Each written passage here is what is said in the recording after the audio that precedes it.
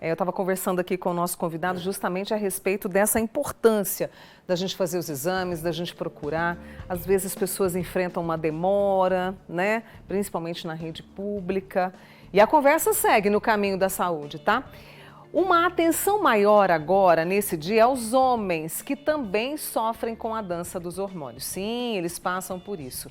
Há sintomas como, por exemplo, a falta do desejo sexual. E eu estou recebendo aqui hoje o urologista Dr. Luiz Mauro Coelho, um amigo nosso aqui do Manhã Total. Luiz, muito obrigada mais uma vez, obrigado por você, estar Mônica. aqui. Obrigado, Né? muito obrigado. Bom dia. Às vezes a gente só pensa que a questão dessa dança dos hormônios, da queda, do turbilhão, que é só para as mulheres. Os homens também passam por isso e é andropausa, Luiz? É isso mesmo, Mônica. A partir de... A gente falar número, mas é difícil. Mas a partir de 50 anos, mais ou menos, há uma queda da produção do hormônio, da testosterona, né? Mais ou menos 1 a 2% ao ano. Então, devagarzinho, ela vai diminuindo, diferentemente da mulher, né? Na faixa de 48 a 52, a produção de estrógeno zera mesmo, né?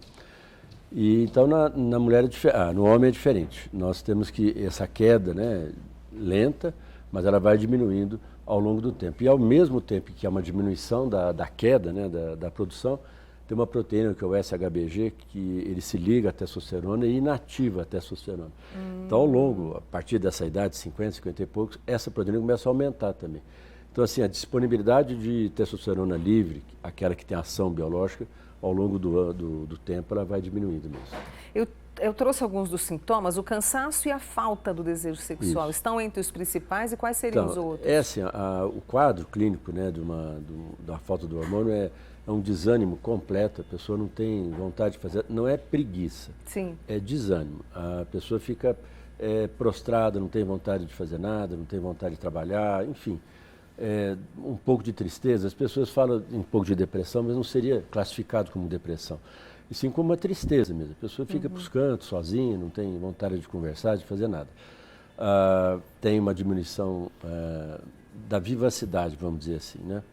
E diminuição da libido, né, do desejo sexual, uma dificuldade enorme de ter ereção. Sem hormônio é muito difícil você conseguir ter ereção. Cronicamente, se isso não for corrigido, você tem perda de massa óssea, perda de massa muscular também, né? Irritabilidade, nervosismo. E essa questão da falta do desejo que mexe demais, né? Esse é o problema. Hoje, por exemplo, quem vai fazer avaliação de próstata, acima de 50 anos, é normal a gente questionar sobre a vida sexual do indivíduo, né? E está cada vez mais a gente colocando no rol de exames, dosar o hormônio masculino, né? E aí para você já ir vendo como é que estão as coisas. Porque tem recursos, né? Tem, a gente tem os recurso, caminhos, tem. né? Por exemplo, o homem também faz a reposição hormonal? Também, ele faz reposição hormonal também. Só que assim, não é só porque o hormônio você dosa lá, ele está um pouquinho baixo, que você vai fazer. Na realidade, a gente está autorizado a fazer a reposição hormonal quando você dosa o hormônio, ele está baixo e o quadro clínico corresponde aquele exame laboratorial. Então a gente olha primeiro clinicamente se ele está apresentando a clínica de falta de hormônio e dosar o hormônio. Aí você repõe o hormônio masculino, a testosterona. A mulher sempre procura. E o homem, nessa questão, também procura de forma mais tarde, mais tardia? Mais tarde um pouco, mas eles têm aumentado devagarzinho a procura do urologista para essas questões sexuais, né? Tem aumentado. E com a popularização dessas medicações que ajudam na ereção, as pessoas estão mais encorajadas a procurar. E como isso hoje, as patentes dessas medicações já venceram, você compra isso na farmácia praticamente sem receita, então as pessoas compram lá, se não dá certo, aí acaba vindo consultar com a gente e aí sim a gente vai vendo um quadro maior, né? Vendo o que é a causa dessa diminuição de ereção, de desejo, né? Você falou da testosterona, né, esse hormônio no homem. Nós temos outros hormônios também que podem trazer alguns outros distúrbios, Luiz? Olha, você tem a prolactina, né, que ela pode causar, ela não tem nada a ver com a testosterona, mas uma é contrária à outra, né? A progesterona é mais ligada a questões de lactação e tal, mas no homem ela prejudica a produção de testosterona. Distúrbio que você tiver na hipófise, onde você tem a produção do do pré-hormônio que vai estimular o testículo a produzir a testosterona. Então você tem lesões na hipófise que também pode levar a isso, a diminuição drástica da produção do hormônio. E doenças em geral no testículo, doenças de fígado, né? Você tem uma série de coisas que mexem com a questão hormonal, né? E aí a gente tem aí a questão da reposição hormonal, mas o estilo de vida pode ajudar? Interfere? Ajuda. Porque infelizmente a gente tem visto aí obesidade, o pessoal está fumando bastante ainda, né? O estilo de vida influencia muito. Por exemplo, a obesidade que você está dizendo, né? A pessoa obesa, há uma... Como é que eu vou te explicar? Há um desvio porque a testosterona, o hormônio masculino, a molécula básica que ela vem é a molécula do colesterol. Então ela vai passando por uma série de processos e chega na testosterona. Nesse meio do caminho, principalmente na pessoa obesa, existe uma enzima que desvia o hormônio para a reação química para ir para a testosterona, desvia para o lado do estrógeno. Então ele tem um aumento grande do estradiol, que é uma substância que a gente dosa sempre.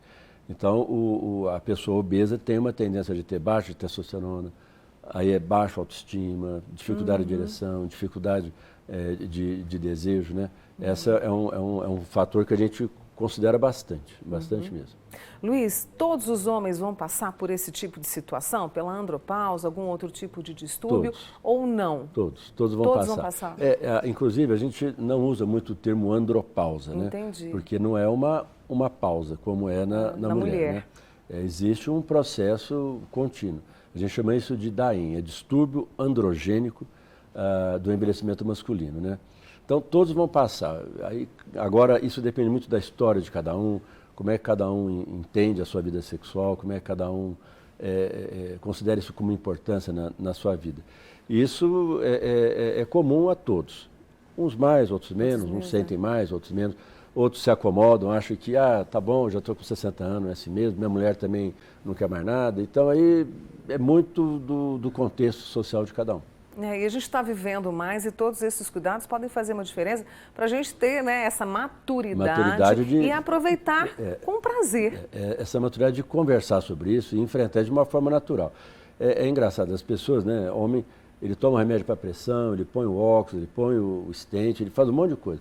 Mas mexer na sexualidade dele, ele não aceita. Tem que ser como ele tinha 30 anos, como ele tinha 40 anos, né? Mas isso é uma coisa que a gente vai enfrentando e devagarzinho a gente vai conversando, né? E uma outra coisa, em termos de saúde, né, geral, pessoas que tomam muito os bombados, né, que tomam testosterona para a questão de exercício físico, né? Isso é um problema, porque a médio prazo essa pessoa pode ter problema sério com a questão de testosterona. Porque como ele toma testosterona exógena, né? Não foi ele que produziu, o cérebro dele entende que ele tem muita testosterona. Aí o que o cérebro faz? Ele diminui a produção de testosterona no testículo. E se ele continuar com essa inibição durante muito tempo, pode ser que o testículo no futuro não responda mais. Isso, por exemplo, ali nos 40, ou até assim, antes mesmo. Vai depender do quanto tempo uso, que ele usou. E tem as questões também da mama masculina, né, que precisa ser olhada, que o homem também tem câncer de mama, né? Então precisa olhar. A ginecomastia masculina, né, que é um dos principais fatores do aumento da mama masculina é o uso de anabolizante.